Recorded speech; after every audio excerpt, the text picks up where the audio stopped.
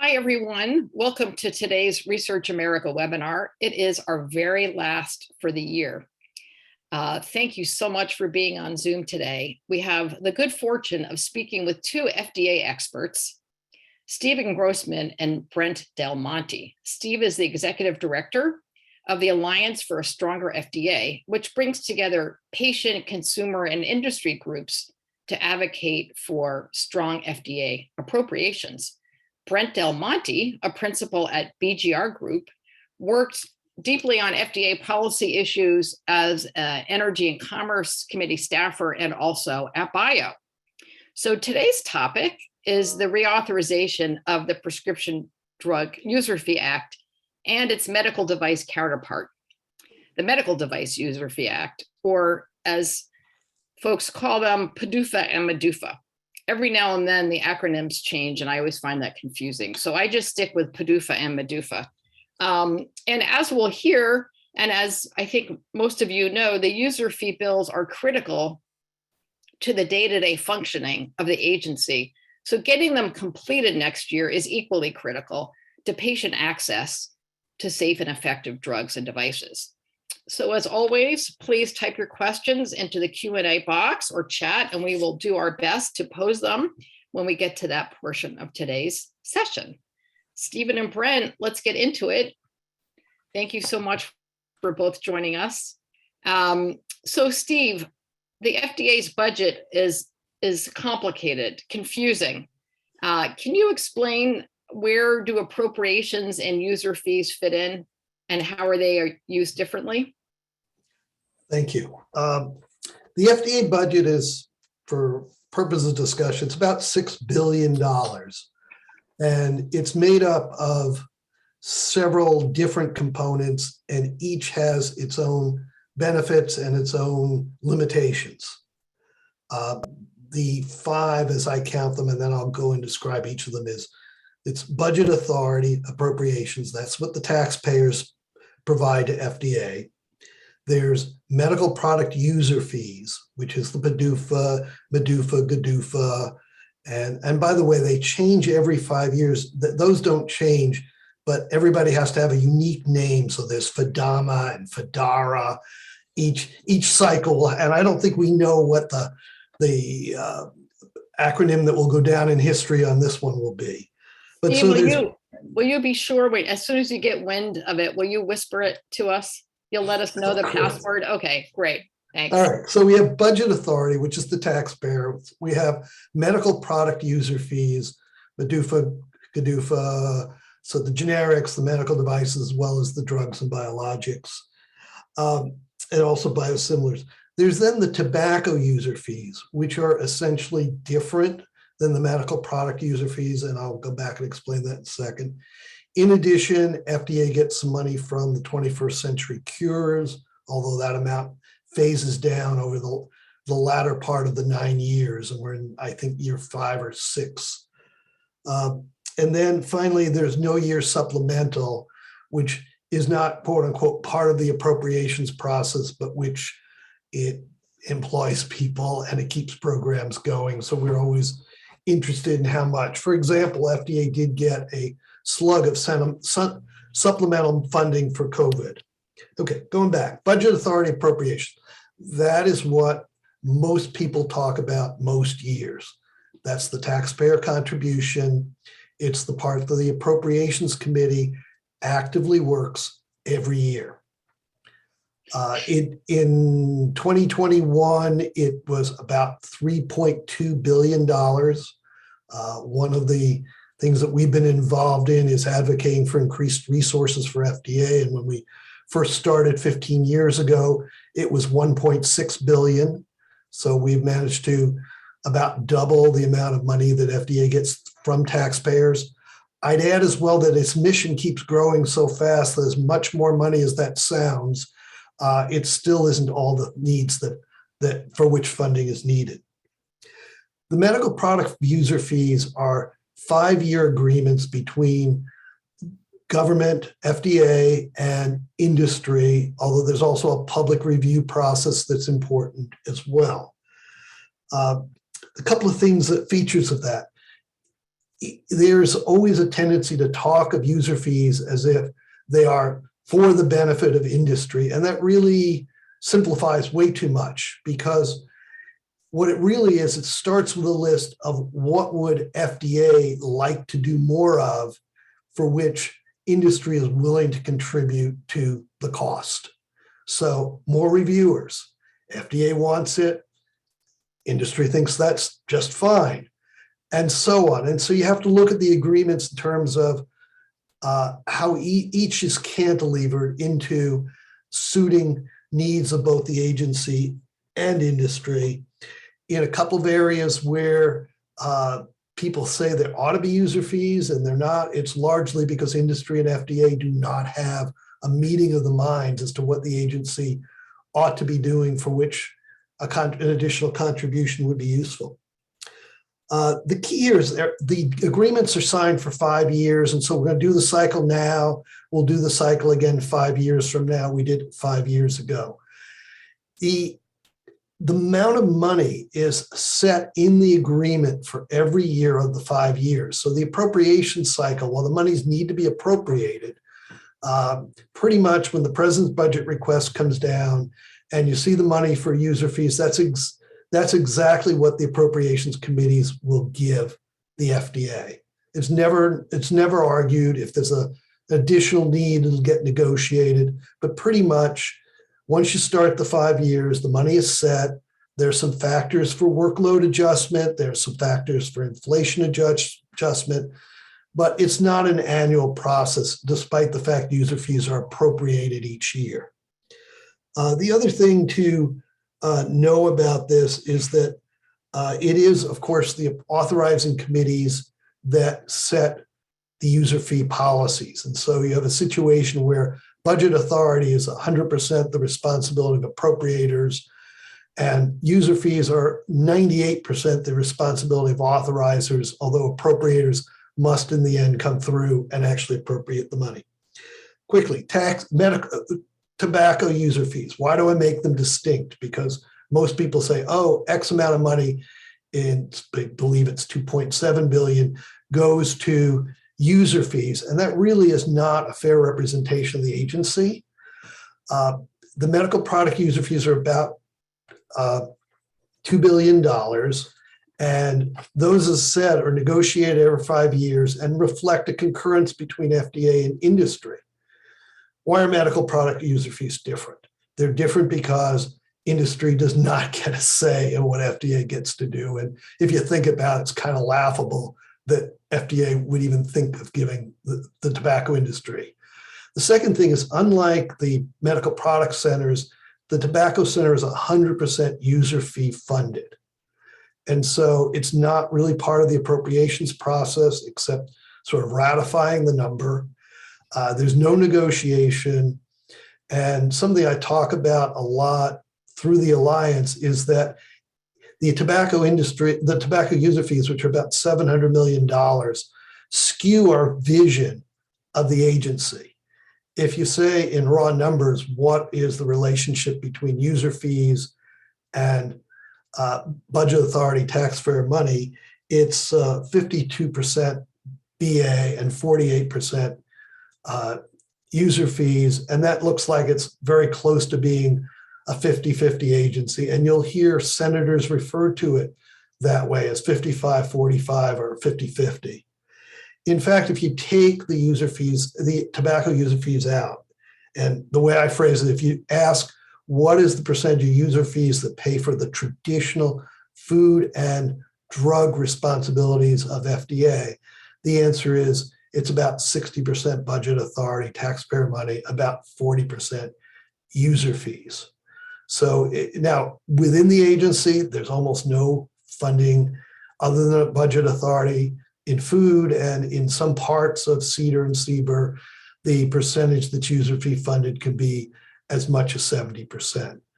But those agencies are mixed, and money is spent according to need, but it's also audited and tracked so that user fees cannot be spent for purposes other than what they were intended for. And that's important because budget authority is unlimited. It can be used for any public health purpose that is legal and FDA needs. Thanks, Steve. That's my roundup of it. No, that's great. That's a terrific starting point. Let's talk about the calendar now. So the FDA and the various industry groups have completed their negotiations. What happens now? Brent, I'm going to ask you to kick this part off. And if you could talk a little bit about the formal process of the committees receiving the agreements and hearings and all of that, and give us a sense of the timing. Thank you. Yeah, thank you so much, Jenny. And thank you for the time here, because this is every 5 years for an FDA geek like myself. This is like our Super Bowl, and all other holidays rolled into one. So it's exciting that we're going to be doing another one this coming year. It's exciting because it's also one time when it doesn't matter what your political affiliation is, Democratic or Republican, everyone's trying to get this done and get it done according to the calendar that makes sense for FDA and for the Congress. And to Steve's earlier point about they all have funny names or different names that incorporate every single one. I remember I was around actually as a junior LA when they did the first one. Of course, it was Prescription Drug User Fee Act. And then the next one, 97, was, I think the Modernization Act was 97. And then I had gone to law school and I was the Food and Drug Counsel when we did the third one in 2002. And I gave it a really cool name. I think it was Padufa 3 was the name of it. And then we also did medical device user fees that year as well, but that was on a separate track, and yet it still got done. So that was cool. But time frame. So we do have agreements on most of the user fee acts right now, and there have been public meetings in some instances. We know that FDA has been in communication with the Hill. The formal transmittal will occur in likely January of this coming year. Then the committees will sit down, begin to review the agreements themselves. And typically in the first quarter, I would expect the first quarter, you will begin to see hearings announced. The two key committees are the Committee on Energy and Commerce in the House with FDA jurisdiction. Senate, it's the Health, Education, Labor, and Pensions Committee. The Health Committee will have jurisdiction. Hopefully by the time this will be underway, we're going to have a commissioner in place. We know that they've done the hearing, and it looks like I would expect he is on a glide path towards confirmation. It'll be good to have the agency with a leader.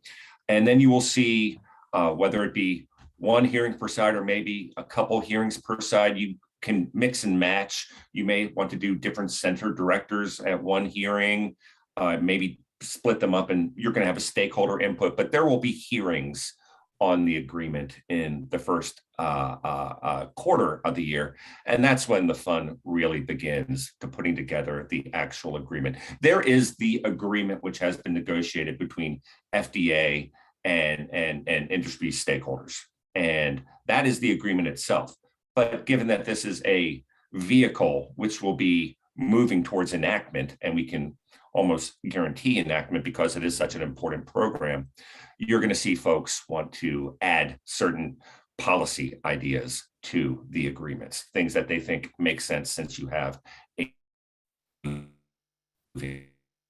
vehicle. And we can go through what some of those may look like in the future, but the agreement negotiated between FDA and stakeholders is one of process, it's one of funding, it's one of ensuring greater transparency. Again, I recall back to when the very first User Fee Act was done. Back then, because of uncertainty at FDA, you saw a lot more products introduced elsewhere in the world before you saw them approved into the United States.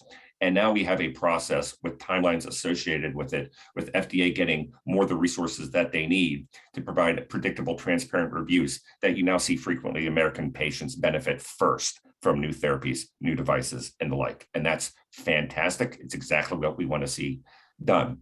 But so you will see probably markups of packages begin in the May timeframe with the goal of getting this done at no later than the beginning of let's say the target, maybe the 4th of July recess, understanding that maybe you can go up to August. There is a real impact on delay, and that is certain requirements between of FDA having to notify employees that funding sources may be limited, not enacted. Maybe there could be some furlough notices. That's horrible for morale, absolutely horrible. No one wants to see that done. Both Republicans and Democrats get that. That's why when I was at Energy and Commerce, I used to love my job so much because I'd be sitting next to someone working on Medicaid policy and someone working next to Medicare policy, and frequently over entitlements there tend to be more political fights. But when it comes to food and drug matters, while there can be differences of opinion, you're always working to get to the same objective, which is reauthorization of the user fee acts. So I'll stop there. It's going to be a sprint next year, but it's going to be a fun sprint. Let me add two, if I could. Go ahead, Steve. Yeah, I think there are two things. Pretty much everything that's going to take time between now and August 1 is the extra items. The core bill is the core bill. It's been negotiated. FDA's agreed, industry has agreed, it's gone through public hearings, it's gotten feedback. At a certain point, you really can't change that agreement without undoing all the trade-offs that are involved in it. So very limited, and everybody wants to know what's in it. What's in it's important, but there's not a lot to argue about. On the other hand, when you talk about every idea that has not gotten a proper hearing in the last 5 years, since the last user fee bill, it could well be that the final bill will be 3 titles of user fees and 9 titles of add-on things, including one of you had mentioned device and diagnostics. There's going to be everything you can imagine will be considered. Much, but not certainly all of it, will become part of the final package. I did want to add one other thing about the August 1 deadline. One is 60-day notice to the union of layoffs on the basis that if Congress hasn't passed it, then October 1 is 60 days after August 1, and they have to provide employees notice. The other is if FDA wants to have money under this user fee in October, it needs to get invoices out in August and September. And it can't do that until there's a new law. So lots of reasons why you shoot for July 4th, and it becomes a problem if you can't get there by August 1. Thanks, Steve. So even though the committees will be given an agreement, we do know that a number of key policy changes have been added by Congress over the years, and some of them, I'd say many of them, really significant. It's where I think real progress was made on real world evidence, for example. But Brent, can you share some of the policy topics that you think will be given a lot of focus by the committees? Sure. And before our conversation, I jotted down just things, we check in all the time with folks on the Hill. What are you hearing? And you look and see what's being introduced. First off, if you are a member of Congress and you have a policy objective that you want to see attached to a user fee package, there's a couple things that you do that are very important to it, not dispositive, but important at the very least. And that's hopefully you come together with a member of the opposite party and introduce bipartisan legislation, and that this bipartisan FDA-related legislation has support amongst important stakeholders like the patient community, right? Trying to make changes to the code to help speed or make more transparent the review of very important therapies.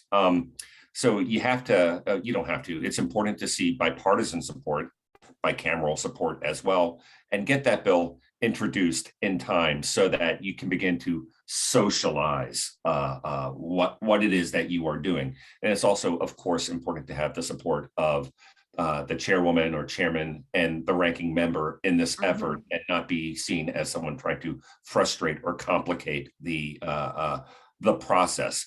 Things recently, just last week, we saw folks talk about the need to do more as it relates to clinical trial and diverse populations being part of the process, more so than have been in the past. So that is one thing that I think will have attention in this PDUFA process. Additionally, we see bipartisan ideas. It's good to have a very close FDA nexus to this. This isn't really a place for like Medicaid reforms and things like that. But, there are elements of Cures 2.0, which has been reintroduced by the very effective Representative DeGette and Representative Upton, dealing with digital health, dealing with real world evidence, things like that. Maybe those types of ideas ultimately find their way into a PDUFA package if they do not move on their own. There has been some attention to the accelerated approval, what I would think is a very successful accelerated approval pathway, which really speeds the provision of needed therapies, unmet clinical needs to patients. Some have raised concerns about that. I hope cooler heads will prevail on that, as that is a very important pathway about the supply chain. I'm very heartened that the initial conversation about the supply chain turned from one where it was, how can we mandate certain things which disrupt and frankly make things better, to how can we incentivize and ensure that more of the new construction happens in the United States. And we know Chairwoman Murray and Chairwoman Burr, Ranking Member Burr, are working on a package of lessons learned from the previous COVID, which may touch upon supply chain and the like, and manufacturing in the United States, and look forward to seeing that. So it's these types of ideas. Again, it's always good to be bipartisan, good to be seen as working, frankly, in a constructive manner with your leaders at the committee. And oh, by the way, let's ensure FDA also has a comfort with what is trying to be done and understands it and the like. In the medical device space, I know for quite some time now, Valid has been out there as a proposal diagnostics reform, bipartisan in nature. Let's hope folks come together on that, and this could be a potential home for that as well. So different things swirling. Yeah, Steve's right. It's the agreement is the agreement between industry and FDA. That doesn't change much. It is the other things, but they're out there and they will be processed, and hopefully we're going to come up with a really good PDUFA package with some of these extra things and do it on time. And the extra things really are regulatory policy issues. But yeah, by and large, they are changes to the Food and Drug Act. There are some other ideas out there which frankly are getting a lot of attention, and we have to give some thought to.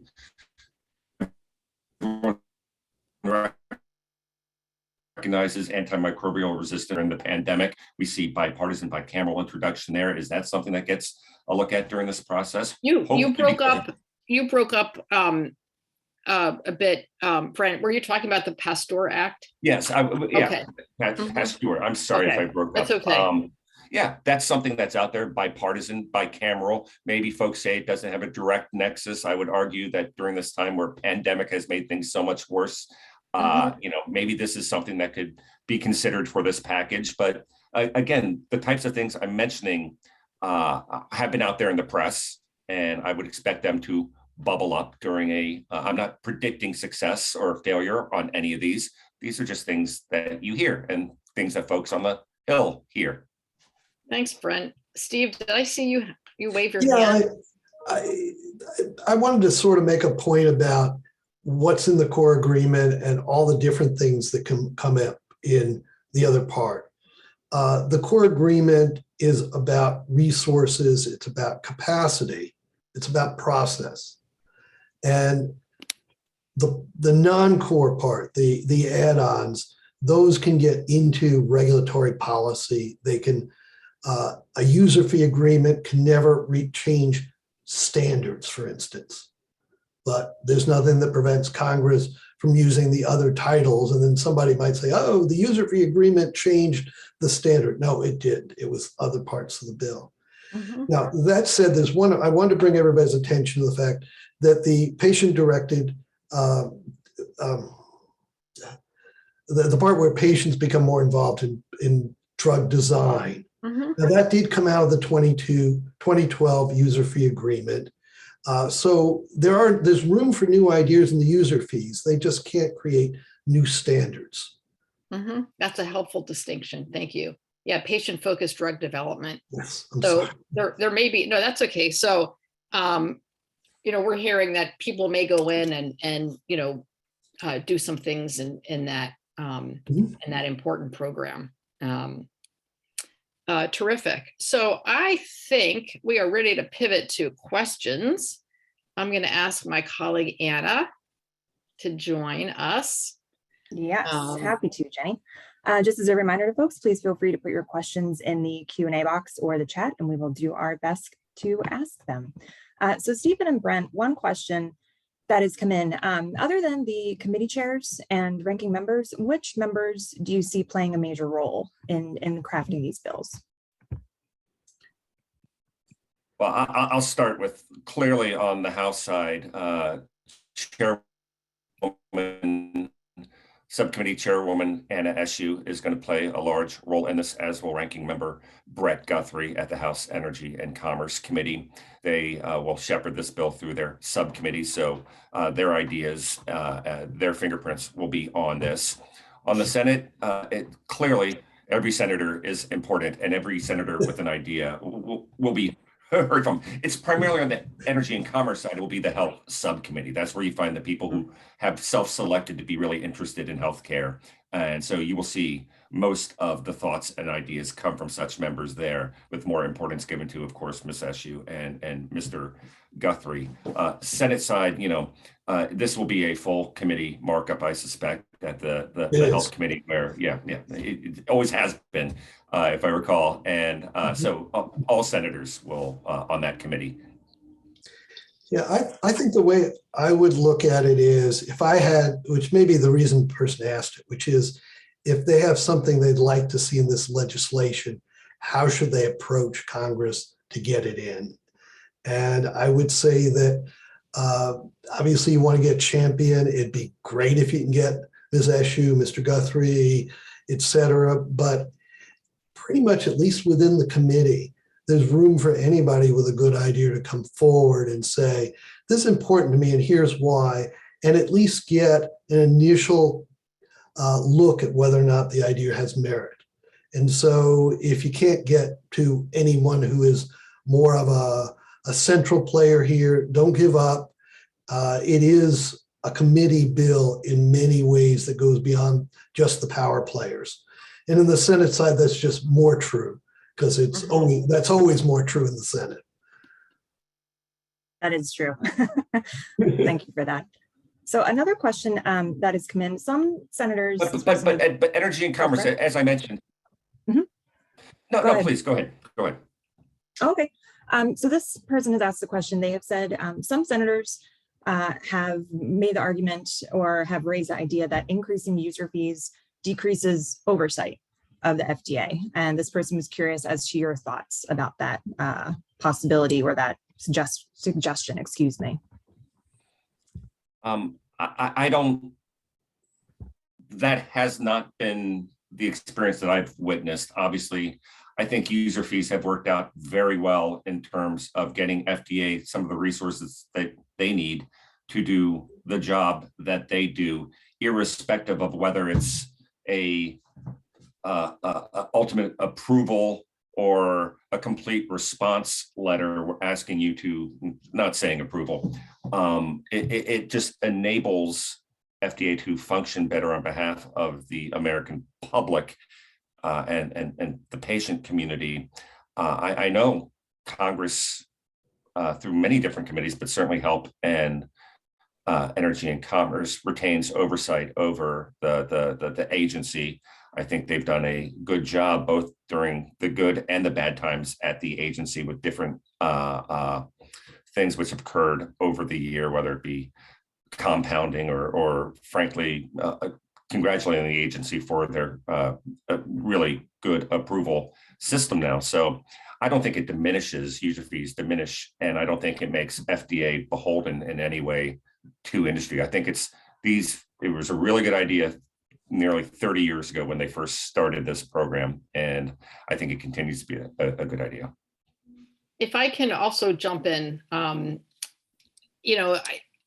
of the ways that I describe it is that the agreement between industry and the FDA is really process oriented, and budget oriented. So how much will a company pay per submission?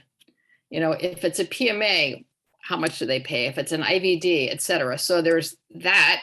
And then in exchange for those payments, how long will the FDA take for the various,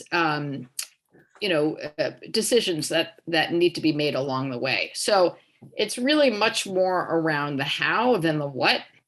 And I think that's something that's often misunderstood. It doesn't prejudge how whether or not applications will be approved or authorized. So that's my little 2 cents on that. And it impacts in no way Congress's responsibility to conduct oversight over the Food and Drug FDA. Yeah, I don't think any of us. I don't think any of us have noticed Congress being shy. Yeah, when it comes to the FDA, but I mean that's a good question that person asked, because it is a common misperception or a common concern that gets raised. So that's a good one. Anna, great. Yes, absolutely. Another question that has come in, Brent and Stephen, a major takeaway from the COVID-19 pandemic has been the need to address health inequities. And how do you think changes to PDUFA could impact, efforts to address those? How do you think it plays in that space? I would just note that as I think I started with the discussion of perhaps policy ideas which get attached to the agreement. We saw again last week in a lot of the trade press and the dailies, the attention which folks want to continue to draw to ensuring diversity of clinical trials, and perhaps even greater, stronger policy related to that. There's policy now in effect, of course, and I know ensuring that the trials look more like the rest of America is a priority that they would like to see addressed as part of this process. And seeing that so many voices would like to see it addressed, I would imagine it's something that will be considered as part of this reauthorization. Got it. And that clinical trial piece was another question that came in. So thank you for raising that and answering 2 questions at once. So another person has asked, following up on the oversight question, this person's asking, the user fees don't seem to have reduced OMB's role when it comes to FDA. Do you have any insights or thoughts around that? Why should it? What no other, the government works on a hierarchical model. FDA is an agency, it belongs in HHS. HHS is a department, it all belongs to the president, and OMB is its agent. I don't think there's anything, I'll have to think about this. I can't think of anything philosophically that user fees give a reason for OMB to have more or less oversight. I can tell you FDA would like to have less. That's not exactly a great secret. OMB, who knows what they want. But the basic premise that user fees should be distinct, no. And most agencies would probably prefer less OMB oversight, right? Yeah, right. I mean, maybe higher funding levels, but less oversight. I can't believe I just defended OMB. Brent, do you want to add to that? Well stated. Great. All right. Thank you both for that. Another question, just bear with me as I minimize the Zoom here and pull up the Q&A box. What do you both think are some of the key outcomes from PDUFA that we have seen since 1992? How has it really changed over time? What kind of key takeaways do you think can be observed? Well, I think the key, I'm just thinking that the key is the acceptance that FDA resources need to be supplemented every way that they can. I mentioned that we've been able to work as a process with Congress and with a number of congressional leaders who've championed the cause to double the budget authority, the taxpayer portion. At the same time, the user fees have grown, and I think most people in Congress who follow the agency would tell you it is still not adequately funded for all of its responsibilities. And so I think one difference is it was still a novelty, a bit of a novelty in 2002. It didn't have the same, this is here for a reason. We have a system that says FDA is not going to be able to have its needs met, fulfill its mission without more than one source of funding. And I think there's a good relationship between them now that I think in 2002 was still new and not accepted in quite the same way. Brent, you were there. Yeah, well, I would say I dating myself here, but yeah, I mean, Padufa, created in '92, obviously folks thought it was a good idea, but we're interested to see how well this, first and foremost, a tremendous benefit for patients getting new therapies available to them quicker. And that's what you want. You don't want to diminish FDA's gold standard, and it has not been. And you want to ensure that patients in America benefit and benefit first. And we have seen that. And I think the proof of that is I've seen over time other industries who maybe in 1992 have said, that's not for us, right? Have seen the benefit to the patients and to predictability and transparency, and wanted to get involved in have their own programs. We saw next Medical Device User Fee Act, that was 2002.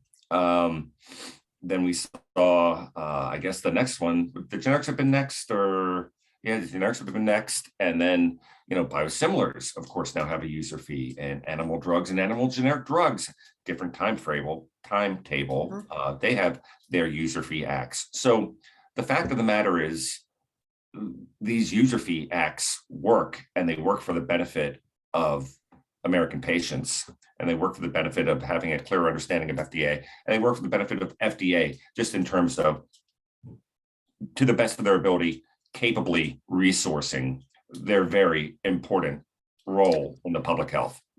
So I want to ask a question, just a minute, Steve. I want to ask a question that kind of pivots from the question about concern about the industry having too much influence, and which is that does the user fee program, do we think, lead Congress to appropriate fewer dollars to the FDA than the agency needs? The FDA was heralded for, quickly authorizing the COVID vaccines and tests. And I know when Peter Marks joined us for a conversation shortly after the first vaccine was approved, I mean, he made it clear that, staff were on this 24/7, and that, yes, it's wonderful we got it done, but we don't have the resources to keep this up, right, in the long run. I mean, we were reacting to a very specific, very urgent need. So what can we do to help strengthen the FDA's budget authority as well? And Steve, I'm going to turn to you on that, because we know that's critically important. Oh, absolutely. I think the place to start is the primary beneficiary of the FDA's activities is the American people. Whether the money comes from BA, whether it comes from user fees, that's the agency's mission, that's its responsibility under law, and they're very serious about the fact that that's so. So from my point of view, we are focused on the budget authority appropriation because that's the part that changes every year. It's the part that is flexible, that meets the needs as they happen in a way that user fees are not intended. From the beginning, user fees were meant to be supplemental so that, for example, a particular review division has 10 reviewers and everybody agrees the workload requires 20, and there may not be money in the budget authority appropriation, realistically, to get to 20. That's where user fees are useful. But the agency runs, with the exception of tobacco, which is different, the agency runs on the basis that it has more than one source of money and it has to follow the rules for each, but there's only one primary beneficiary, and that's the American people. Mm-hmm. Right. And so, right. yeah, we'd like, I'd like to say, yeah, we'd like more money. We'll be in there asking for more budget authority appropriations. But at the same time, I don't want to be saying that without recognizing all the people who've contributed, who've recognized that vision and helped us all the way along to get the agency more money. Sure. And there are certain things that I know that BA is really critical, staff training, for example, right? Staff recruitment, computer systems, that type of infrastructure that's so critical, right? I'm assuming, Steve, those are some of the things that you point to when you're going in and talking to appropriators. Right. The big theme this year, for example, was technology and data modernization. Right. I recollect a couple of years ago, we had a meeting with Dr. Shuren, and he was saying, well, we have 30 different databases, none of which talk to each other. And it's outmoded and it's losing opportunities. And then the next week we'd have a meeting with Dr. Marks, and he'd say, well, we have 30 data systems and they don't talk to each other. There's a huge opportunity here. It requires a large investment. And so that was one of the major themes this year. And that's primarily, if not exclusively, a BA. No, it's not exclusively. It's primarily something that's being led from taxpayer money, as it should. The huge opportunities to make the agency both fair and more efficient and more effective. Thanks, Steve. Okay, I think we have one more question from our audience, and then we will wind up this really interesting conversation. Great. Anna? So as a final question to you both, are there any specific commitments you're looking forward to in the current PDUFA 7 letter? I would just note that the commitment letter itself is in many ways, one of its focus points is cell and gene therapy and making advances in that area. I wrote down precisely, there's clearly going to be more personnel dedicated to that. They're going to be looking towards what the kinks are in the system. That's not a technical term, but they're going to be reviewing that to ensure, in many ways, this is groundbreaking work that's being done. Let's ensure that FDA is ready to be able to provide guidance to those in development of cell and gene therapies, and then have a process which can be readily understood and appropriately resourced, because that's some really interesting work that's being done in this area, and we need to have FDA ready to respond to it. So that would be my take. And following that example, I just want to reemphasize the cell and gene therapy growth is going to wind up funded out of both taxpayer money and user fees,